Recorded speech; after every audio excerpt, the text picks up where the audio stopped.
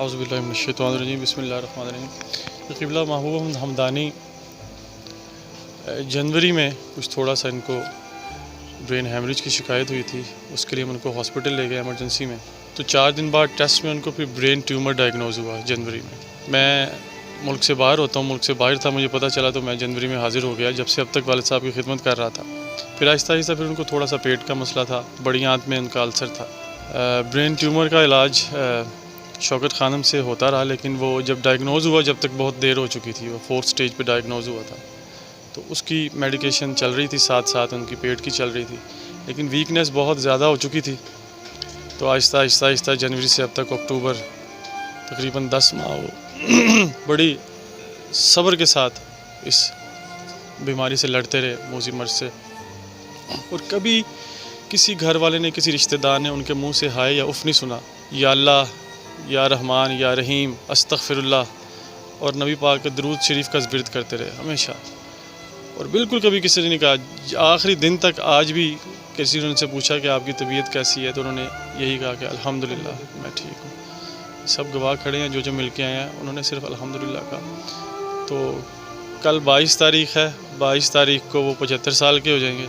और वो रबीउल अव्वल शरीफ का इंतज़ार कर रहे थे कि सारी ज़िंदगी उन्होंने रबीउल अव्वल शरीफ में सरकार का जिक्र किया और रौनकें लगाई।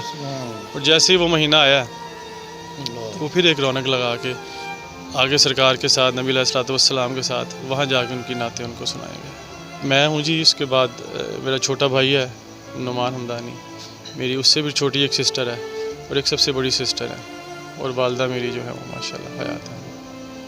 सर, जनाजे का कोई अभी टाइम डिसाइड हुआ और किस जगह पर उनकी तदफीन होगी? जी, मैं अपने चचा का इंतज़ार कर रहा था। तनवीर हमदानी मेरे साथ तशरीफ़ ले आए, तो मैंने इनसे इजाज़त लेके, इनसे पूछ के, ये है मरकज़ी जामिया मस्जिद गौसिया अयूबिया मार्केट, न्यू मुस्लिम टाउन, बाद इस नमाज ज़ोहर जनाजा वहाँ से उठाया जाएगा इंशाअल्लाह। और तदफीन किस जगह पर की जाएगी? उनकी कोई वसीयत? उनकी वसीयत जहाँ नमाज के हवाले से भी थी और फिर तदफीन के हवाले से उनकी वसीयत थी कि मुझे गाज़ी इल्मुद्दीन शहीद के पास कहीं दफन। तो गाज़ी इल्मुद्दीन शहीद के पास थोड़ा सा उनके अहाते से थोड़े से फासले पर वहाँ इंशाअल्लाह अज़ीज़ उनको मयानी साहब कब्रिस्तान लाहौर में, वहाँ पर उनको सुपुर्द खाक किया जाएगा। एज़ अ दोस्त और एज़ अ नात खां जी के बारे में मेरा नाम मोहम्मद रफ़ीक ज़िया कादरी है। मैं नात खान हूँ, नात गो शायर हूँ, और हमदानी साहब से मेरा बड़ा पुराना रिश्ता है, एक उस्ताद की तरह।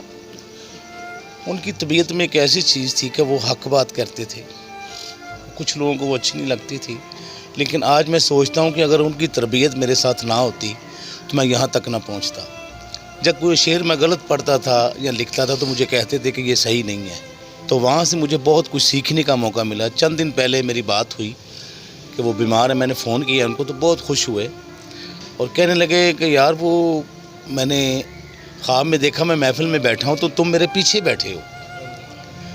मैं एक हमारे मकसूद साहब के बेटे हैं, भट्ट साहब के, बहुत हमारे ख़ास हैं, इनके यहाँ महफिल थी तो महबूब हमदानी साहब वहाँ पे थे। वो तो मैं नात शरीफ पढ़ रहा था अपनी लिखी हुई, हुजूर मेरी तो सारी बहार आपसे, तो वो पीछे रो रहे थे, अश्कबार थे।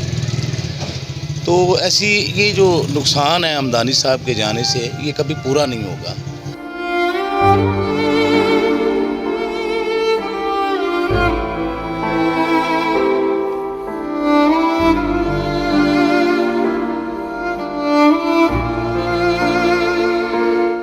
क्योंकि वो एक नात की एक यूनिवर्सिटी थे, नात को नात के अंग में कभी पूरी ज़िंदगी जो है नात के मामले कंप्रोमाइज़ नहीं किया है। नात के मामले में जो नात का असल रंग है उसी को पेश किया। नात की बहुत सी जहतें आई हैं, बहुत से तरीके से नात पढ़ेगी, लेकिन उन्होंने वही जो उस्ताद से सीखा हुआ था वही उन्होंने पढ़ा, और ये नात उनकी बहुत फेवरेट थी। अक्सर वो ख़ुद पढ़ते थे حضور میری تو ساری بہار آپ سے ہے. تھوڑا سا آپ بھی پڑھ دیں. حضور میرے تو ساری بہاریں آپ سے ہیں. میں بے قرار تھا میرا قرار آپ سے ہے. حضور میری میں اس یقین سے زندہ ہوں آپ میرے ہیں. سجنا نے مل لینے کنارے دور دے زندگی گزار لانگے سہارے حضور دے.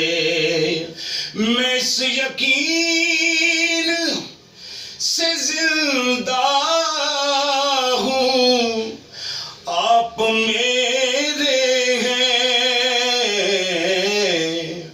میری حیات کا دار و مدار آپ سے ہے. حضور میرے تو ساری بہاریں آپ سے ہے.